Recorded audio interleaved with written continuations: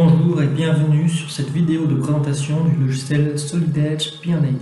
Les fonctions principales vous permettent d'insérer rapidement toutes sortes d'éléments, comme par exemple les lignes, évidemment, les symboles, du texte, des géométries différentes. Vous avez un cadre de sélection, manuel d'écriture, et puis surtout en dessous vous avez un accès rapide avec toutes sortes de composants à portée de main pour faciliter au mieux l'insertion de vos éléments dans vos projets. La bibliothèque de symboles, c'est l'endroit où vous allez enregistrer tous les symboles que vous voulez pour vos différents projets. Vous avez déjà un certain nombre de symboles disponibles selon les différentes normes et vous pouvez bien évidemment modifier les symboles existants, enrichir ces bibliothèques en fonction des besoins très facilement. La base de données, c'est l'endroit où vous allez enregistrer vos composants de base de données. Un composant de base de données, c'est quoi? C'est tout simplement un symbole avec des informations techniques supplémentaires. Donc par exemple ici, la pompe avec un lien vers sa documentation technique, le fournisseur, d'autres informations évidemment comme la pression d'utilisation, le débit, la température, la consommation, etc. Donc c'est quelque chose de beaucoup plus complet qu'un symbole. Alors le listeur d'objets, c'est un outil de recherche qui vous permet de retrouver un élément suivant plusieurs critères, comme par exemple son nom. Une fois cet élément trouvé, vous allez pouvoir le visualiser directement sur la page du projet pour le retrouver plus facilement. Vous avez également d'autres informations, pas forcément sur les symboles, des liaisons de lignes, les lignes également. Et puis vous avez la possibilité d'enregistrer ces résultats vers un tableur Excel pour l'utiliser tout simplement dans Excel. Alors les classes de tuyaux très utiles sont disponibles lorsque P&ID est couplé avec le logiciel 3D Piping Design et va pouvoir dès l'étape de P&ID appliquer une classe de tuyau à utiliser. Alors votre projet n'est pas limité évidemment à une seule page. Vous pouvez avoir plusieurs pages dans un projet avec une page de couverture, un index, les différentes pages concernant votre schéma de principe. Vous avez des listes de nomenclature, listes de pièces plus ou moins complètes que vous pouvez ajouter dans un projet bien évidemment. Une légende à la fin pour avoir un récapitulatif des différents symboles qui sont utilisés. Donc tout ça qui se fait automatiquement.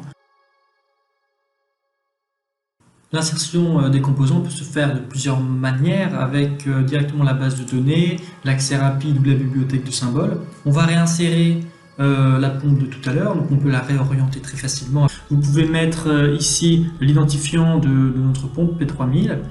On va, avec l'accès rapide, créer la tuyauterie nécessaire entre l'échangeur et cette pompe. On va également appliquer une classe de tuyau à cette ligne de tuyauterie. Ça va nous permettre d'insérer seulement les composants qui sont autorisés par cette classe de tuyau. On peut également ajouter des informations supplémentaires. Par exemple, ici, on va lui dire que c'est de l'eau chaude. Et puis, on va, une fois que la classe de tuyau est appliquée, choisir par exemple une vanne pour faire la connexion avec l'échangeur directement à partir des classes de tuyau. Donc on a seulement certains composants qui sont disponibles, on n'en a pas 200, on n'a par exemple que 4 pour cette classe de tuyau au diamètre choisi.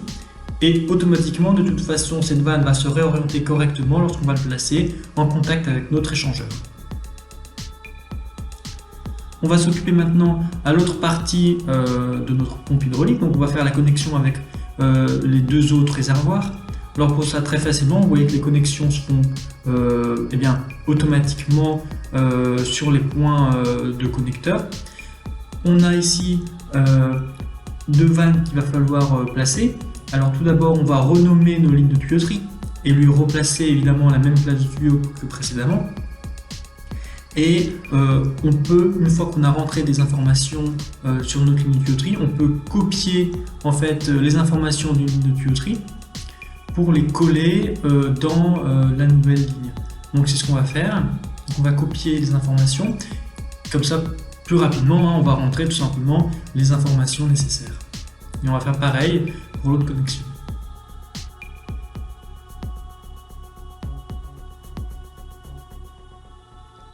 Alors qu'est-ce qui manque ici? Il nous manque les connexions, les vannes, donc on va remettre la vanne qu'on a mis tout à l'heure.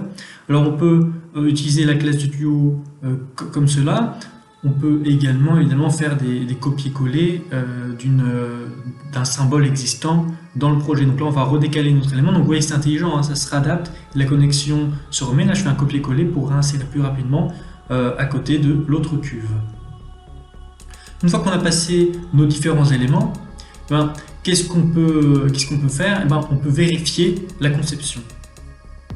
Alors pour vérifier la conception, c'est très simple. On a un outil qui s'appelle vérification de la conception qui nous permet de choisir plusieurs critères différents à sélectionner du coup pour vérifier si on a des problèmes. Donc ici on a par exemple l'information qu'on a un souci de connexion à cet endroit. Si on zoome un petit peu et qu'on regarde précisément ce qui se passe, on a un diamètre 80 en sortie de pompe qui est connecté avec un tuyau de 100. Donc forcément on a un problème. Il nous suffit simplement de changer du coup ces informations. On va placer par exemple un réducteur de diamètre 100, diamètre 80 pour avoir le bon diamètre de connexion à la sortie de la pompe. Donc pour ça, on va le placer. Vous voyez que les connexions sont mises automatiquement et qu'on va modifier ce nouveau morceau de tuyau qui s'est mis en place et on va lui dire d'avoir un diamètre 80.